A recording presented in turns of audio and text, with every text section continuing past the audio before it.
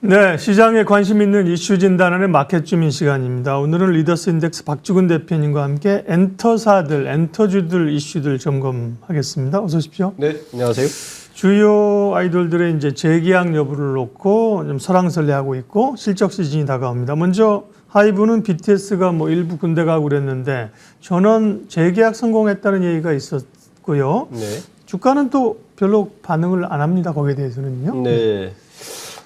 일단 그 재계약 7명 전원 다 재계약했다고 네. 공시를 했죠. 그리고 그래서 하이브에 대한 불확실성은 드러냈는데 이제 이 재계약을 했더라도 문제는 두 가지인 것 같습니다. 첫 번째는 멤버 전원이 군복무를 마치는 기간이 2025년이거든요. 그렇죠. 아직 시간이 있으니까. 이 1년 반이라는 시간에 대한 공백, 이거에 대해서 그렇게 시장은 크게 반응하지 않았다. 불확실성은 없어졌지만 2025년까지 기다려야 된다는 이 부분에 대해서 시장은 반응하지 않았던 것 같고요. 두 번째는 엔터주 전체에 대한 침체가 또 하나 작용한 것 같습니다. 지금 보면 엔터주가 전체로 지금 다 빠지고 있는 시장이거든요. 그래서 그렇죠. 예. 전반적인 엔터주 전체에 대한 침체가 이번 뭐 이런 불확실성의 제거에도 불구하고 하이브의 주가를 끌어올리는 한계가 있었다. 이렇게 분석되고 있습니다. 반면에 YG엔터는 핵심 걸그룹인 블랙핑크 재계약 관련해서 계속 얘기가 안 나오고 일부 조금 힘든 거 아니야? 최근에 네. 이제 재계약 불발설이 있고 급락이 있고 훨씬 더 약한데요. 이건 참 예측이 어렵죠. YG엔터 관전 포인트 좀 알려주세요. 하이브에 비해서 YG엔터의 경우에는 블랙핑크에 대한 불확실성을 제거하지 못한 게 사실입니다. 네. 그리고 한 명 정도 지금 계속 얘기 나오는 거는 한 명은 계약을 했는데 나머지는 모르겠다 이런 식으로 그러게. 뭐 확인은 안 공시상에 됐습니다. 좀 네. 확인을 못 해주고 있어서 이 불확실성을 계속 가져가고 있거든요. 이제 YG의 경우에는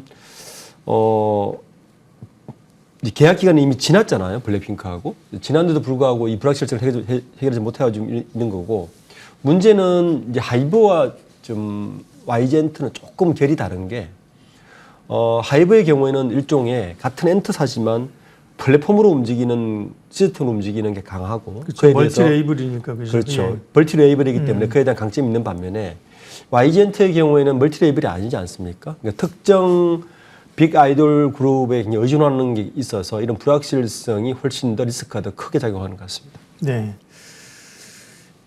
하이브하고 YG엔터하고 뭐 또 사실은 엔터사들은 JYP 또 SM 이렇게 4사를 보는데 마침 이제 그 BTS는 재계약됐고 네.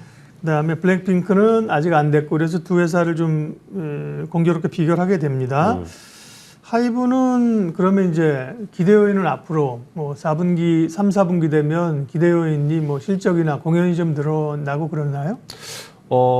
그렇겠죠. 그리고 하이브는 아까도 말씀하셨지만 이 옛날에 BTS 때문에 하이브가 빅히트 엔터테인먼트로 상장을 했지만 네.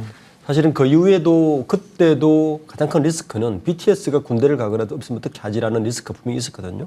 그에 대한 방식 의장의 대응으로 멀티레이블 소스가 사실 지금 굉장히 주요하고 있는 것 같아요. 네. 지금도 보면 산하 레이블, 멀티레이블이 플레디스가 있고 그다음에 소스 뮤직이 있고 어도우가 있는데 각각 간판 스타가 세븐틴, 그 레세라핌, 루진스 이런 간판스타가 있는데 이 멀티레이블의 간판스타가 다 활동을 하고 있어서 이에 대한 어떤 방패가 든든한 게 하이브의 주가를 좀 계속 지탱하고 있거든요. 반면에 그 또 이 YG 같은 경우는 이 멀티레이블이 아닌 것들이 지금 계속 발목을 잡고 있고, 물론 YG 입장에서는 작년에 블랙핑크가 잠시 쉬는 동안에도 100억대 영업이익은 계속 남겼다라고 주장을 하고 있지만 시장에서는 그거에 대해서 그렇게 높게 평가하고 있는 것 같지는 않습니다. 네. 하이브는 말씀하신 것처럼 BTS 다음도 여러 그룹들이 특별히 걸그룹들이 잘해주고 있는데 YG는 만약에 블랙핑크가 공백이 생기면 뒤를 이어줄 그룹들이 충분히 있을까요? 지금 올 3분기 연결 기준 네. YG 매출액이 매출 영업이익이 한 1,481억에 영업이익 220억 보거든요. 네. 이 중에서 한 절반 정도가 블랙핑크 의존형 매출이라 좀 보고 있습니다. 그렇기 때문에 만약에 하이브 입장에서는 블랙핑크가 빠지더라도 YG YG 그죠? 네, 네. YG가 블랙핑크가 빠지더라도 어느 정도 매출 영업이익은 수성할 수 있을 것이라고 얘기는 하고 있지만 지금 방금 말씀하신 대로 3분기까지 이 매출 영업이익의 222억 매출 영업이익의 절반 이상을 블랙핑크하고 있는 입장에서 만약 재계약이 불발됐다. 그렇다면 시장에서는 뭐 이 영업이익을 지킬 수 없다는 건 분명한 사실이기 때문에 나머지 그 스타들의 어떤 뭐 활동이 왕성하더라도 당분간은 이 영업이익을 고수하기 어렵지 않겠느냐는 게 지금 대체적인 시각인 것 같습니다. 네.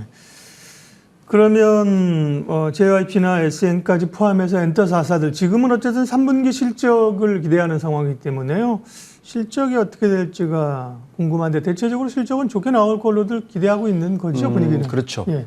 증권사 컨센서스를 보면 그 6월달하고 9월달하고 두 번 내고 있는데 올 1년 전체로 보면 지금 시간이 갈수록 하반기로 갈수록 컨센서스가 지금 올라가고 있어요. 지금 보시면 알겠지만 SM은 14%는 올라갔고요. 컨센서스 자체가 6월달하고 9월달을 비교를 해보면 영업이익 기준. 영업이익 기준으로 JYP도 13% 올라갔고 YG도 12% 올라갔고 화이브가 이제 4.4%가 올라갔거든요. 네.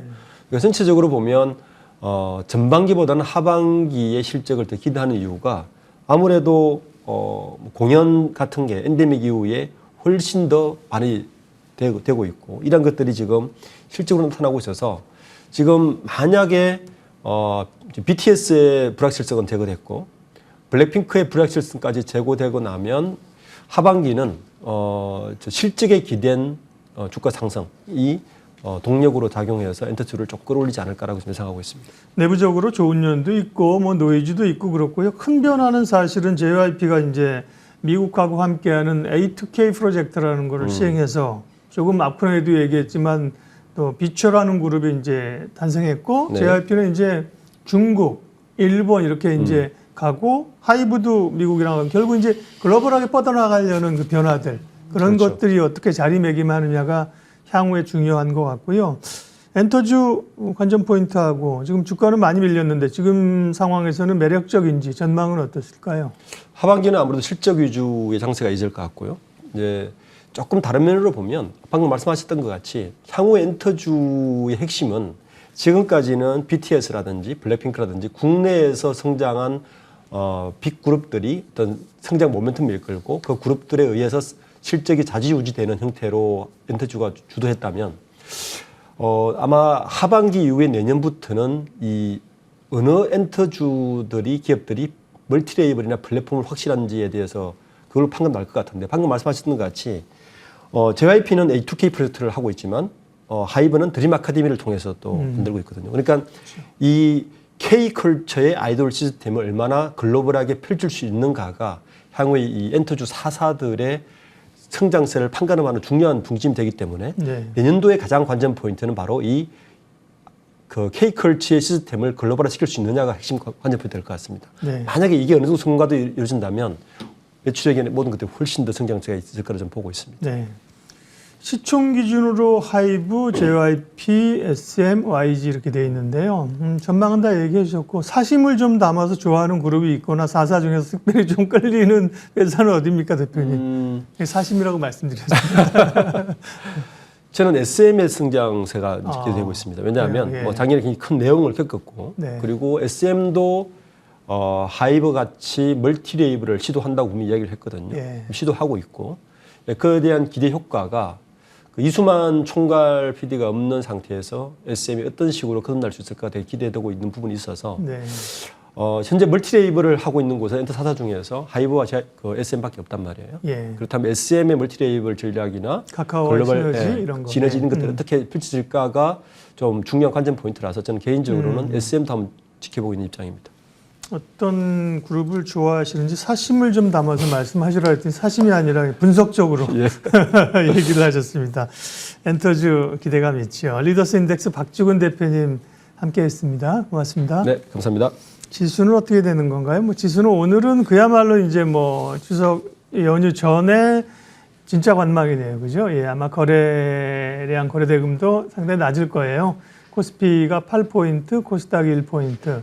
오늘 저 정도 빠지는 게 큰 영향은 없지만 기왕이면 그죠? 기왕이면 뭐 반대로 8포인트 올라지고 2포인트 오르면서 끝나면 기분이 좀 좋을 텐데 그러기를 좀 기대하면서 이슈앤뷰는 여기서 마치도록 하겠고요.